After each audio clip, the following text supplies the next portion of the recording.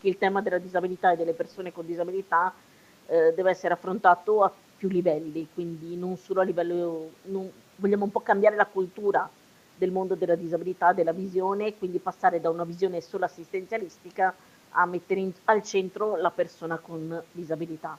Questo è l'obiettivo che si punta a raggiungere con il Disability Pride. A 9 anni dal primo Andy Pride e dopo aver toccato le principali città italiane, per la prima volta l'orgoglio disabile viene celebrato a livello regionale, sbarcando in Veneto. Il 14 e 15 settembre a Padova convegni ed eventi per ribadire quelle che sono le parole d'ordine per le persone con disabilità, autodeterminazione e progetto di vita.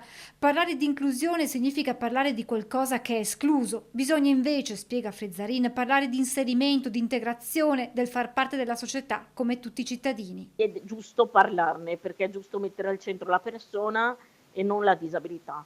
E poi credo che sia giusto che la persona con disabilità, indipendentemente da ciò che ha, sia parte attiva della società, di essere parte attiva e integrante e non essere inclusa, ma far già parte della società.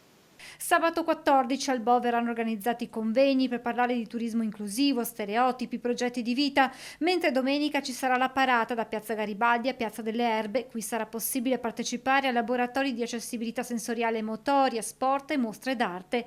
Eventi aperti alle persone con disabilità e alle loro famiglie, ma anche e soprattutto ai cittadini normodotati che attraverso esperienze mirate potranno conoscere la disabilità vissuta nel quotidiano. L'appuntamento di Padova vuole essere solo l'inizio di un lungo percorso. Quindi è un po' la data zero e l'idea poi è di farlo diventare itinerante, quindi che tocchi tutte le province del territorio.